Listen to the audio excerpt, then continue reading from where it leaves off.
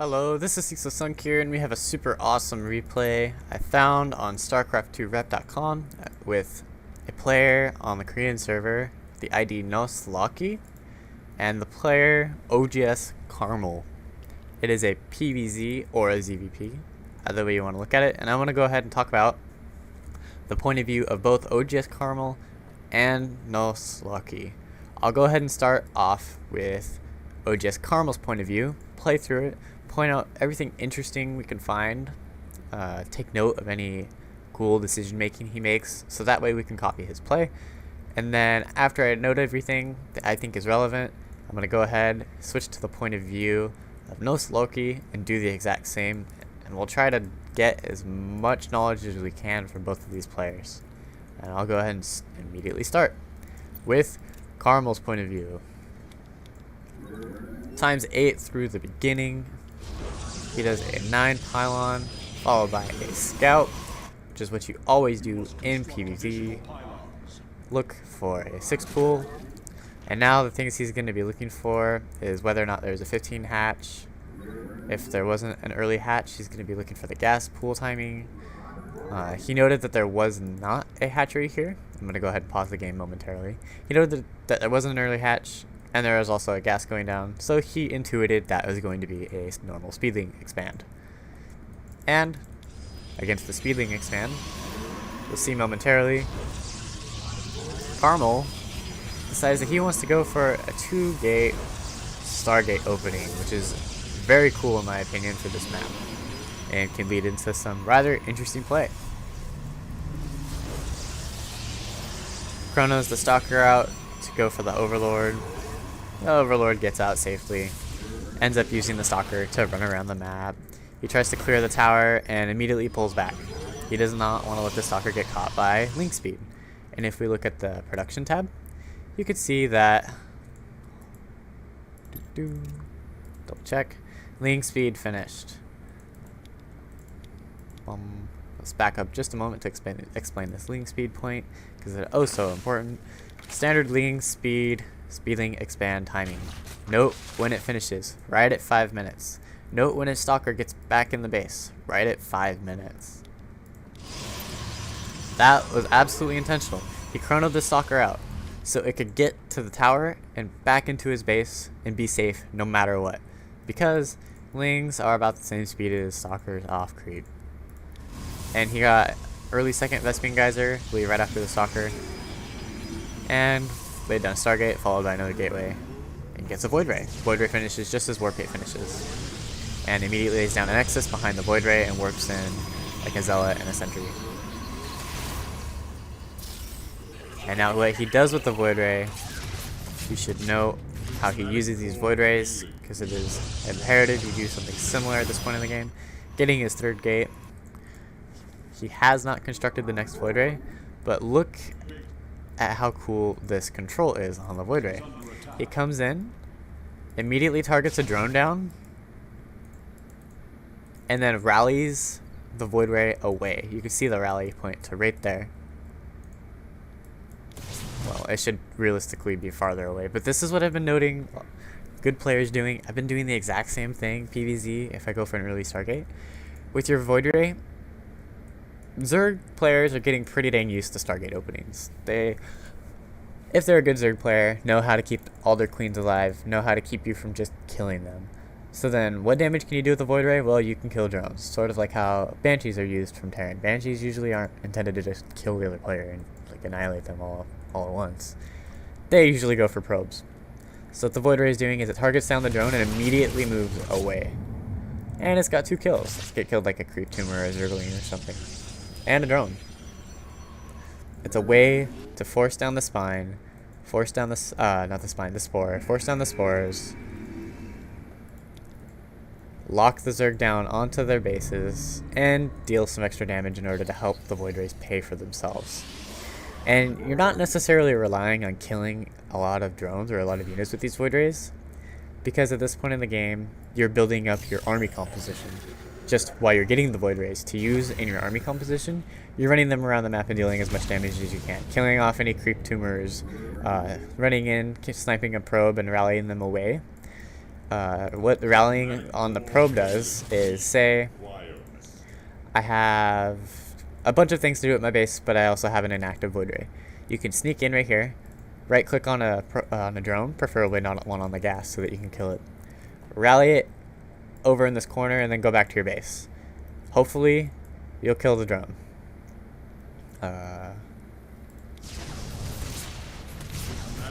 Well, actually, you probably will kill the drone because they just kill the drone really fast.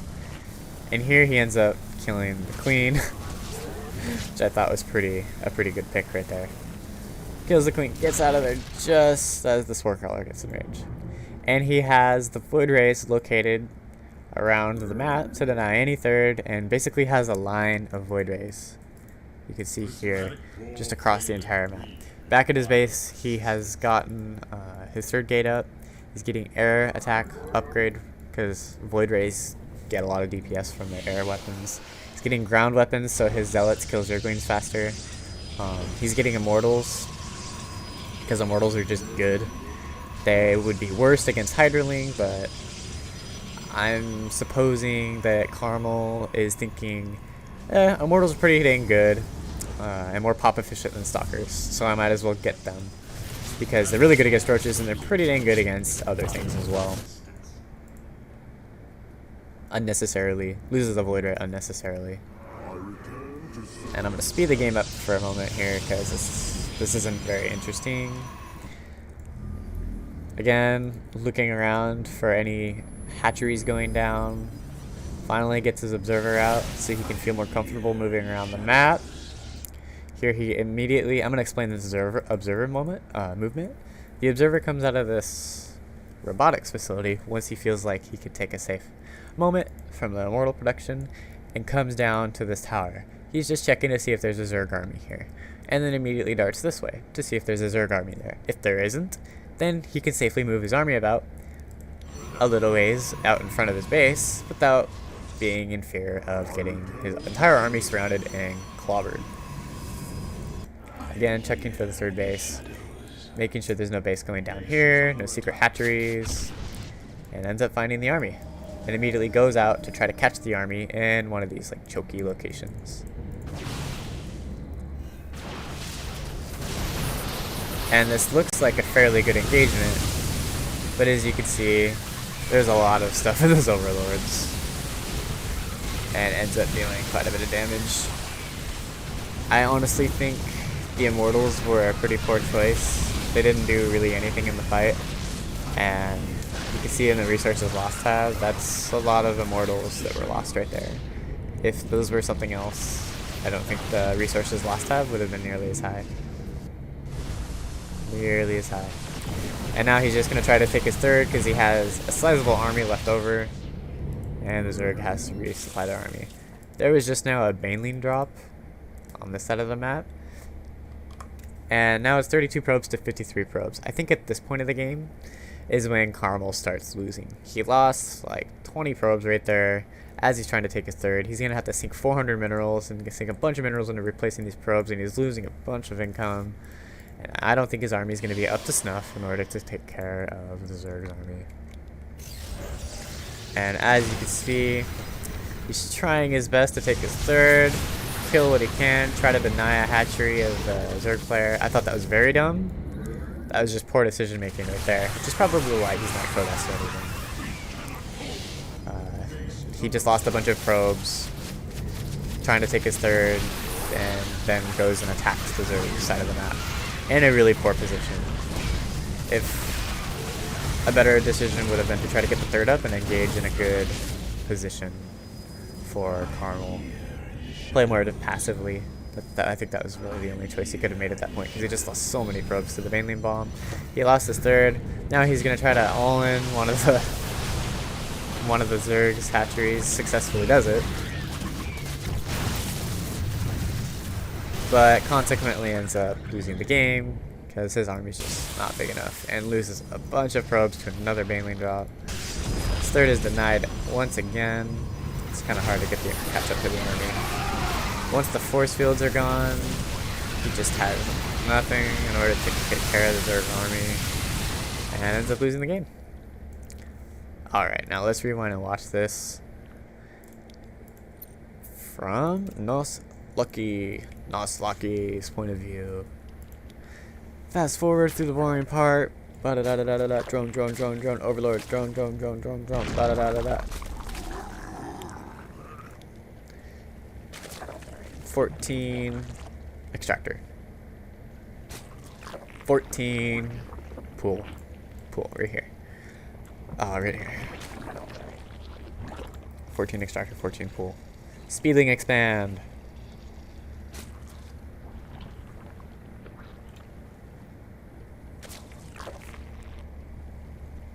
Fast forward a little bit more. Because this part is extremely boring. Alright, now he's researching speed. Makes 4 Zerglings. 4 is the amount you should make. It's sufficient to kill a pylon and any other shenanigans going down here, besides cannons. But like any of the cybercore, pylon blocking, all that crap. 4 Zerglings are sufficient. Spread them around the map. Gain a bunch of vision.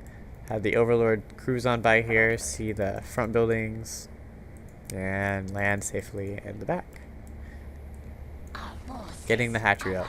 That was the usual speeding expand that you always see.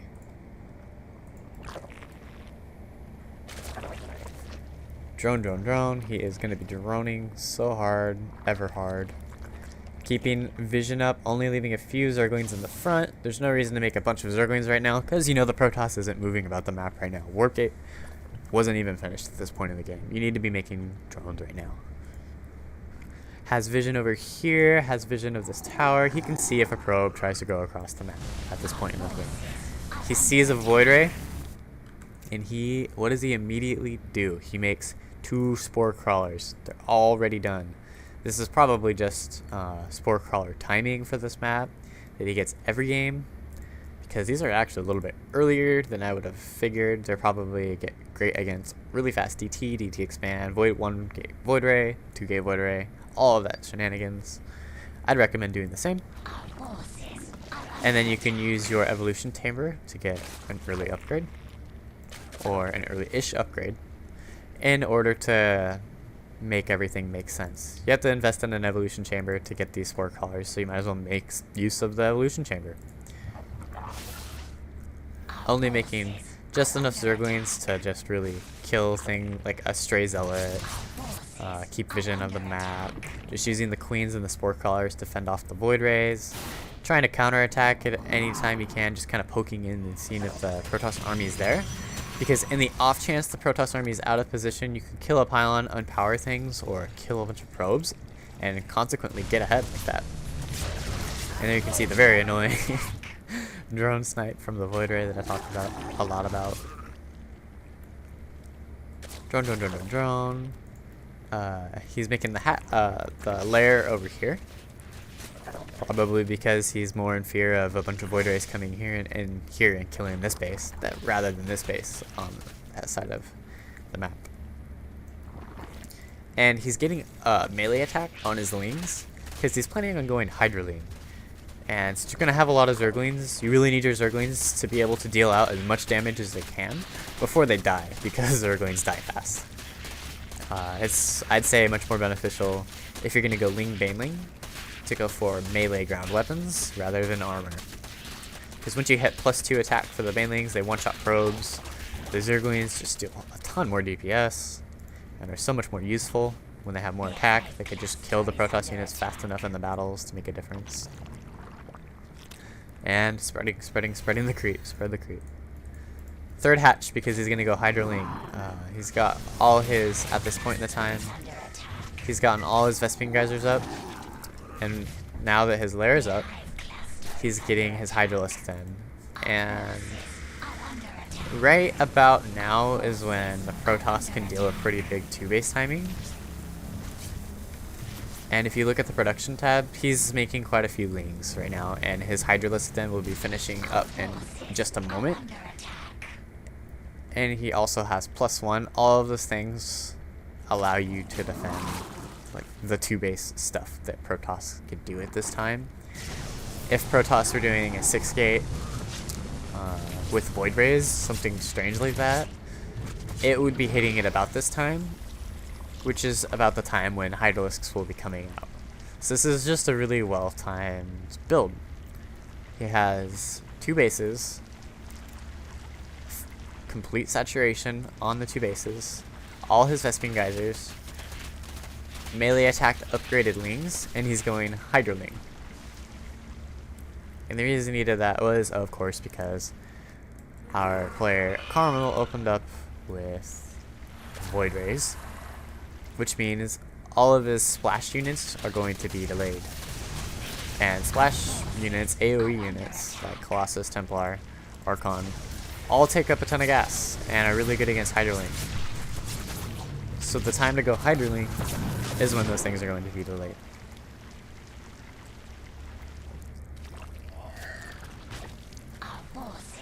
And this actually looks like he's gonna make a pretty dang sizable army off of 2 base. And then behind the army, this is his plan. This is the Zerg's plan. He saw Void Rays, and lots of them. So he went Hydroling, because splash damage units are going to be delayed. Now he's planning on getting a 3rd base after he makes a sizable army. And with the sizable army, he's going to deny the 3rd of the Protoss, which is exactly what happens. He denies the 3rd of the Protoss with a superior army. And he has a superior army because he Baneling bombed, killed a bunch of probes. And the Protoss had to suffer he planted down 400 minerals in the Nexus, which he couldn't use in the battle. So it's just a pretty well thought out plan. I think the Baneling bomb was a bit lucky in that it actually hit. Otherwise, it would have been a more fair game. Either way, pretty dang solid plan, I think, from NosLucky. And he's getting now melee attack level 2. So his Zerglings and Banelings are going to have melee attack level 2 for this next battle. And they're going to deal just so much damage. And real quickly, I'll explain the idea behind the Baneling and the Ling support to the Hydralisks. He does note that he doesn't really have very many Hydralisks. He just has enough to form a line right here of 1 line of Hydralisks to be dealing DPS, while the main portion of his army is just the units, Zerglings and Banelings. These Hydralisks are more like support. The main bulk of his army, his core army unit, is really the Zergling, and he has Banelings to support the Zerglings, and he has Hydralisks to support the Ling and Baneling. The idea behind the Banelings is that Zerglings don't have much HP, and in order for them to kill things, you need to have some burst power. And by burst power, I mean an ability to get into a battle and immediately deal a lot of damage. Immortals are usually used for their burst damage. Roaches and ZvT against Thors would be used for their burst damage, to deal a lot of damage all at once. ZvT doing something like popping a planetary fortress with a bunch of Banelings. That would be using Banelings, and that you're making use of their burst damage utility. This same idea in PvZ. You let the Banelings roll into the Protoss army, deals a bunch of damage, and it lets the Zerglings kill off some Protoss units before all the Zerglings just die. And I'll go ahead and play this for this battle, and you can see that the Overlords carrying the Banelings allows the Banelings to get into the battle properly, because otherwise force fields would just deny this attack altogether.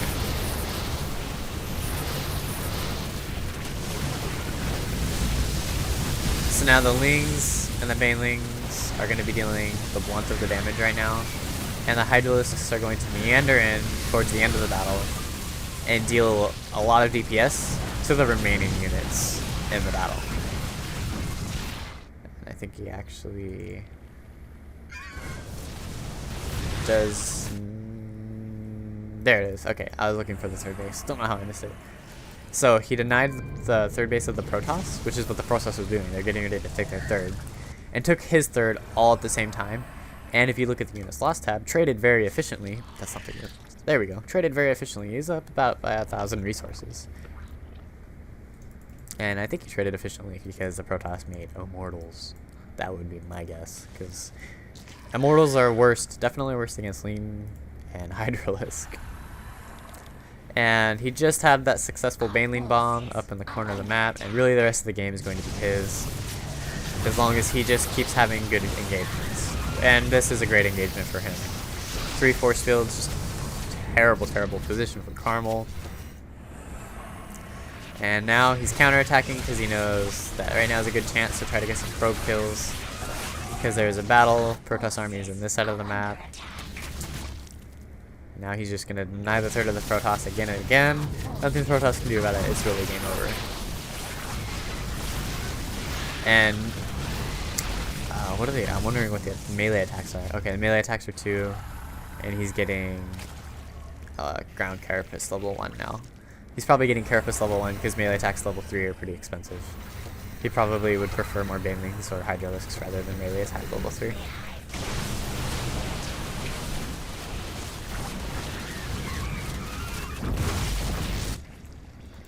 So now both players are on 2 base. However, he's long distance mining gold. He had gold base for a while. He's been trading cost efficiently, so he knows he's gonna have a very superior army value, and he's just gonna go ahead and kill the Protoss at this point in the game. There's nothing the Protoss can do about it. Protoss is too far behind. He's gonna take his third and just go kill him. Just go kill him.